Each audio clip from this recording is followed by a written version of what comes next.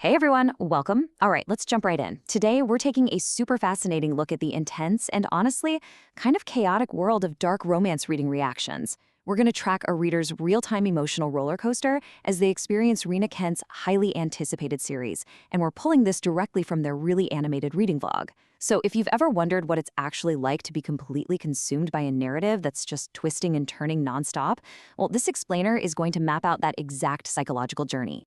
But hey, real quick, before we get totally lost in the chaos, just a note for those of you who might want to experience the story for yourselves, the full audiobook is actually available right now through the link in the description. So definitely make sure to check that out if you want to listen along. Okay, so this visceral quote, "Everything is a fucking spoiler. Reality is going to crumble at any point." This right here is our hook for today. It perfectly captures the vlogger's mindset when she's right in the thick of the story. I mean, it shows us exactly the kind of high-stakes, deeply immersive experience we're breaking down. The reader isn't just, passively consuming the text. She literally feels like the ground is shifting beneath her feet with every single page turn. And that feeling of reality just crumbling, it starts right away with Rina Kent's Thorns duet, specifically Book 1, Red Thorns. I mean, take a look at the dark, thorny aesthetic here. The shattered roses, the football. It just perfectly sets the stage for the vlogger's descent into a story that is totally defined by a disastrous bet. It promises a gritty, unpredictable ride right from the jump, and as you're going to see, it absolutely delivers. Very early on, the vlogger instantly connects with the female main character, Naomi. When Naomi drops this line about preferring hard rock and avoiding human contact, the vlogger straight up declares, "She's me, I am her." And that right there establishes this really vital early sense of optimism. Because think about it, when a reader deeply relates to a protagonist right out of the gate, it just heavily anchors their emotional investment in literally whatever happens to that character next.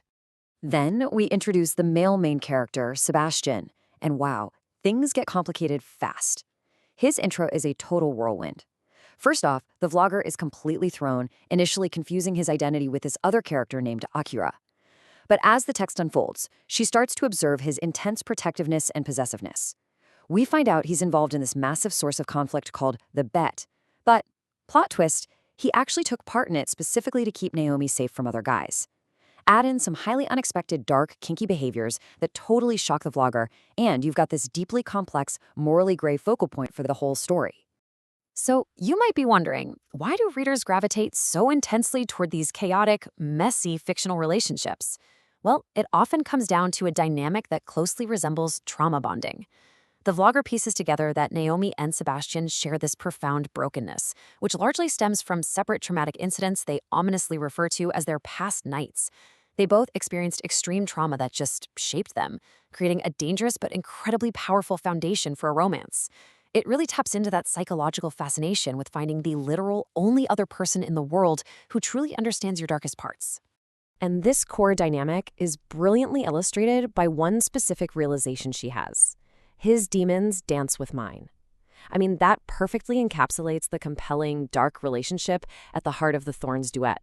Because despite a literal mountain of red flags, secretive bets, and aggressive behavior, the vlogger finds herself fiercely rooting for them as a couple.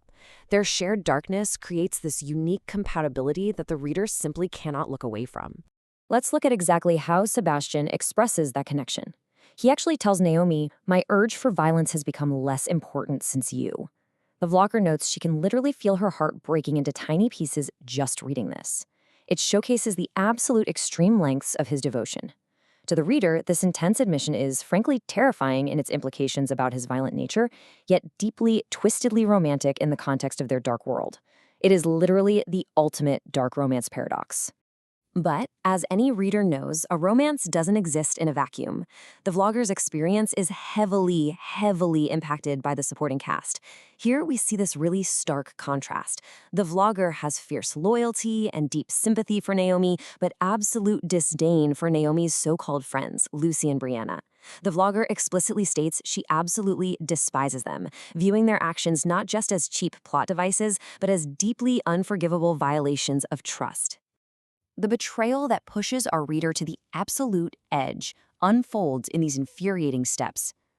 First, these friends, who, by the way, the vlogger reminds us are 21 years old, not naive little teenagers, they actively target Naomi. Brianna actively body shames her. Then, Lucy stays entirely silent while this malicious bet surrounding Naomi's virginity unfolds among the popular crowd. The vlogger takes a remarkably strong moral stance right here, basically declaring she cannot condone this level of toxic friendship, not even in fiction. Because of this looming betrayal, the whole reading experience becomes just fraught with tension. The vlogger knows the truth about the bet is gonna come out. Even though Sebastian's intentions in taking the bet were technically protective, Naomi isn't gonna see it that way.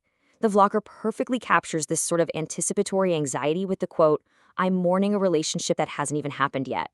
She is actively enjoying their dynamic while simultaneously bracing for the inevitable, devastating heartbreak she knows is right around the corner. As the plot thickens, the reader's brain just goes into absolute overdrive. We can literally map the chaos of her real-time theories. She is desperately trying to piece together the true identity of the character Akira. She's digging into the specifics of those past night traumas. She's theorizing about the dark fate of Sebastian's parents.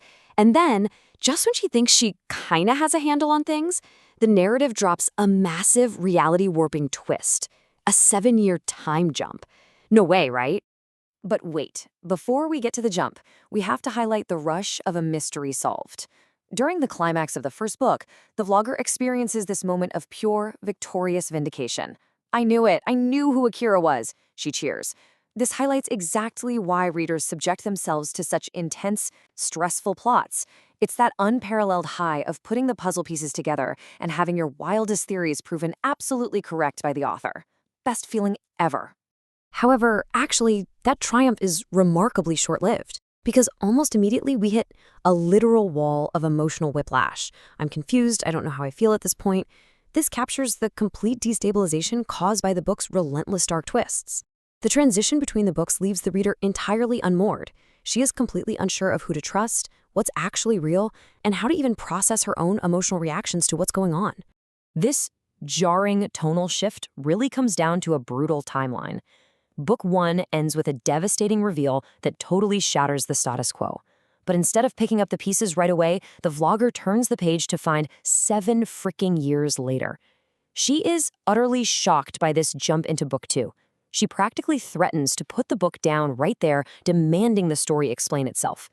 The aftermath of this jump plunges the entire reading experience into relentless, confusing chaos.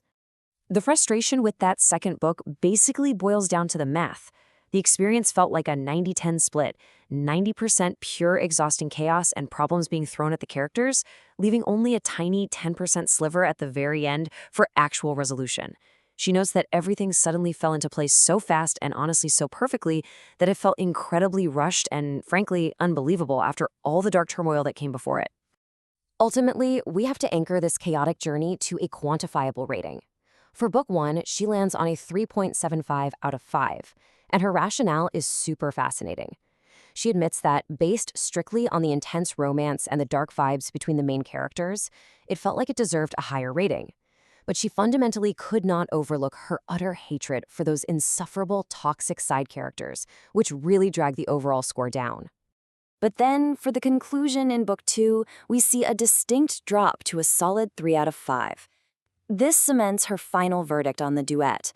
While the first half offered a thrilling, dark promise, the second book's barrage of non-stop problems, followed by that highly rushed, neatly tied-up ending, simply didn't live up to the intense expectations the author originally set. It was a wild ride for sure, but the landing didn't quite stick. Before we wrap up today's breakdown of this reading experience, I just want to remind you one last time. The full audiobook is available through the link in the description. Definitely be sure to click through if you want to brave the Thorns duet yourself. To conclude, I want to leave you with this final, provocative thought.